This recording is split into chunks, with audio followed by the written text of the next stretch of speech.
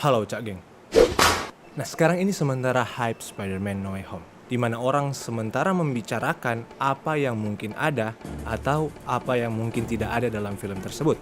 Tapi aku cuma mau bilang, Spider-Man-nya Tom Holland bukan Spider-Man yang bagus. Tunggu dulu. Choto mate kudasai. Untuk fanser-fansernya Tom Holland, jauhkan dulu tangan-tangan kalian dari kolom komentar dan dengarkan sedikit. Sebagai disclaimer, aku adalah seorang penggemar dari MCU. Dan superhero andalanku dari sejak kecil adalah Saras 008.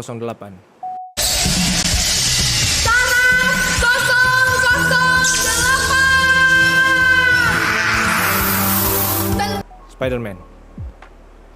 Aku dibesarkan di era Spider-Man-nya Sam Raimi, Spider-Man 1, 2, dan 3. Dan menurutku, acting dari Tom Holland sangat luar biasa, memerankan karakter anak remaja sesuai dengan apa yang seharusnya. Dan ini sebenarnya adalah film yang bagus, film yang menyenangkan, banyak humor, dan juga memiliki karakter musuh yang sangat kuat dalam universe-nya Spider-Man, Voltron. Dengan acting yang mumpuni, para karakter-karakter yang bagus, pacing yang pas. Ini secara overall adalah film yang bagus. Tapi, ada tapinya. Sekarang serang di kolom komentar. Tobey, itu Great Peter Parker, tapi bukan Spider-Man yang bagus. Rides up in the crotch a little bit. Andy Garfield adalah Spider-Man yang bagus, tapi bukan Peter Parker yang bagus. Nah, Tom Holland baru dua-duanya. Mendengar komentar seperti ini kayak gimana ya? Kayak Spidey Sense. Dan sebagaimana orang yang bingung, aku kembali menonton Spider-Man 2. Film superhero yang menurutku adalah film superhero terbaik. Spider-Man. No more. Dan aku menangis karena salah download. Oke. Komentarku di sini bakalan bias dan ini full opini. Mungkin kalian akan oh, kamu adalah fans besarnya Sam Raimi Spider-Man Studio 3 karena itu. Absolutely. Tepat. Dan ini adalah opiniku. Dan aku akan bertanggung jawab terhadap opini yang akan kau keluarkan. Setelah menonton Spider-Man 2 dan menangis, aku menggali lebih dalam. Membaca komik, Saman Ditko, Spider-Man Blue, dan juga The Ultimate Spider-Man. Dan ternyata memang betul. Spider-Man-nya Tom Holland bukan film Saras. Spider-Man-nya Tom Holland bukan film Spider-Man yang bagus. Spider-Man pertama kali diperkenalkan di MCU lewat Civil War.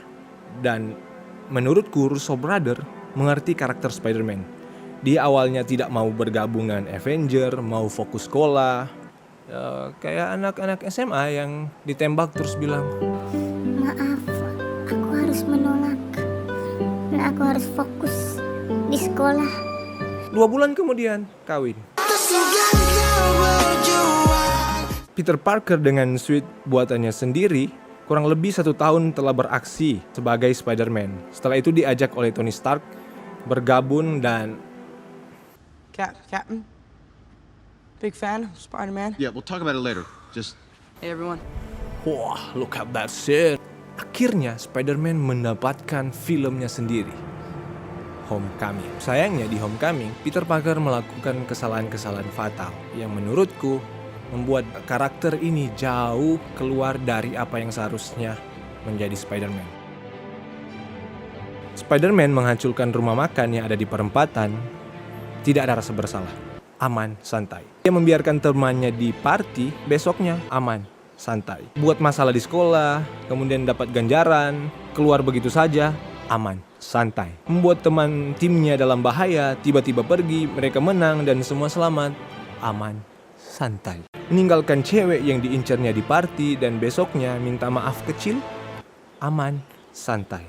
Mungkin dengan kesadaran akan kurangnya konsekuensi ini, itu dijadikan jokes. I was hoping maybe I could rejoin the team. No way. You can't just quit on us, stroll up, and be welcomed back by everyone. hey, welcome back, Peter. Flash, you're back to first alternate. What?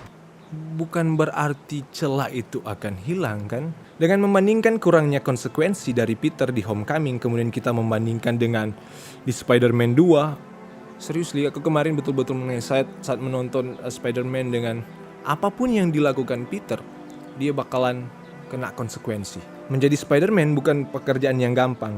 Peter Parker harus mengorbankan social life-nya untuk menjadi Spider-Man. Sama juga di komik, di Spider-Man Animated Series, komik lama, kecuali Spider-Man. 人間の絆愛の証愛のために血を流す男スパイダーマン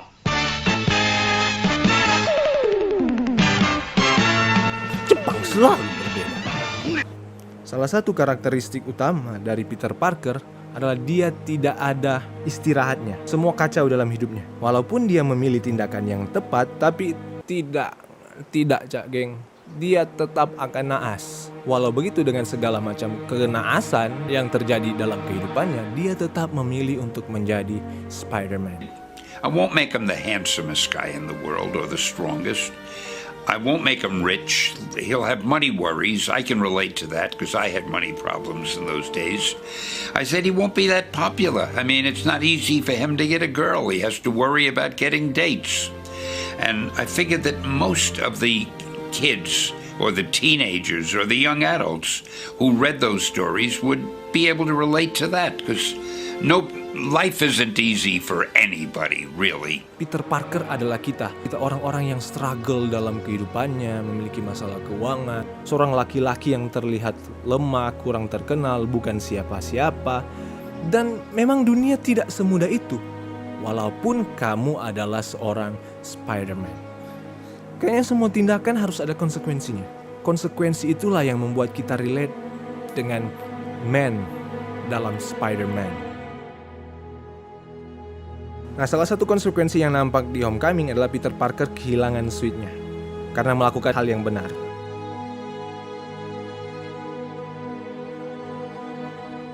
Seharusnya kemampuan Spider-Man tidak bergantung terhadap peralatan yang dipunyainya. Salah satu bagian yang bagus di Homecoming adalah di second act, saat dia kehilangan suitnya dan menjadi the basic Spider-Man.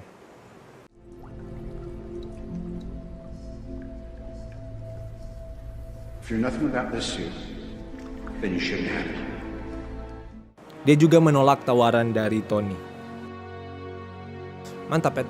Tapi lagi dia dapat kembali bajunya. Terus di-upgrade dan bergabung dengan Avenger. Mengantar kita ke permasalahan selanjutnya, yaitu Spider-Man bergabung dengan Avenger. Sebagai penggemar Spidey, saat tahu bakal bergabung dengan MCU, wah, kayak mimpi menjadi nyata. Aku masih ingat saat nonton Civil War dan kemudian Spidey muncul. Wah, Roma Irama, berdiri bulu Roma kelapa. Hal yang luar biasa awalnya sekarang menjadi semacam gangguan.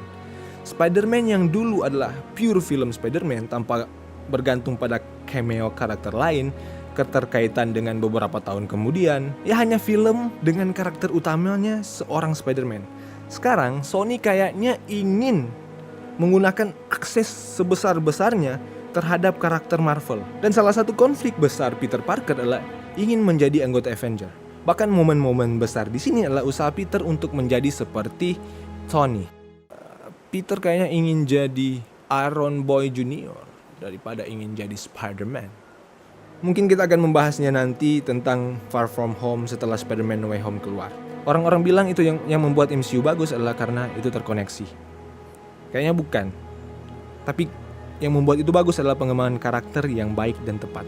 Dan berharap film solo Spider-Man akan memberikan nafas bagi karakter yang akan lebih terfokus ke Peter.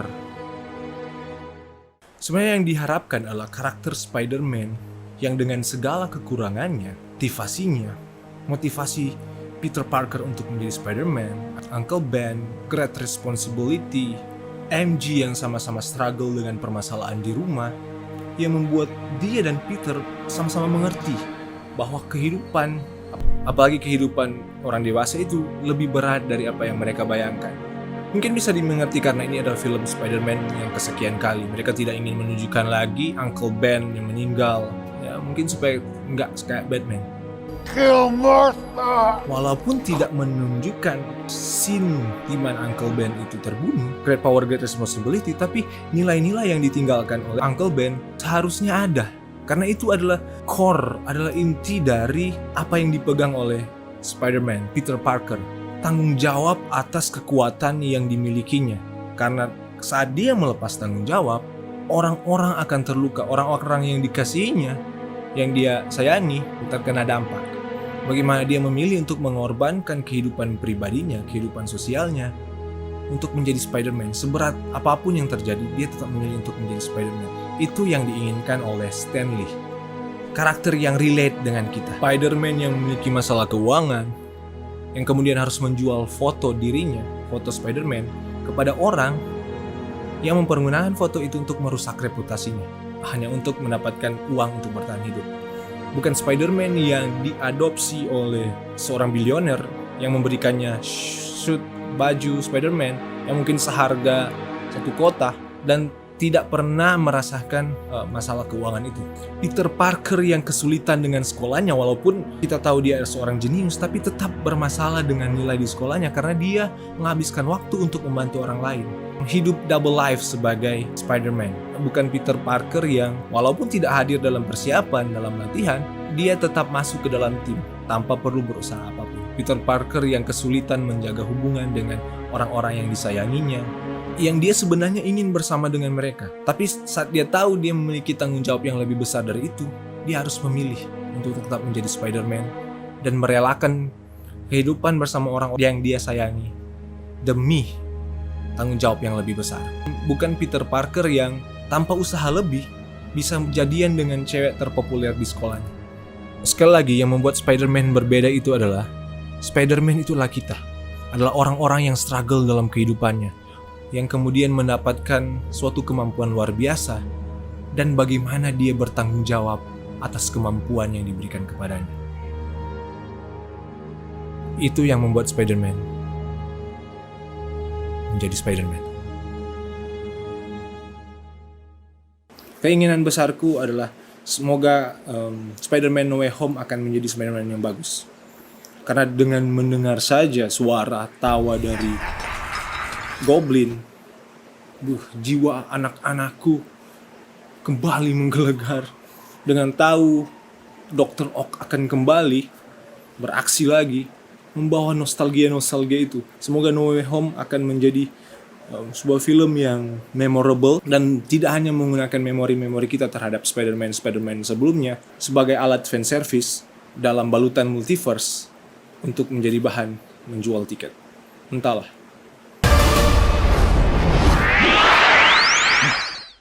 Inaki 子供たちのために涙を流す男、スパイダーマン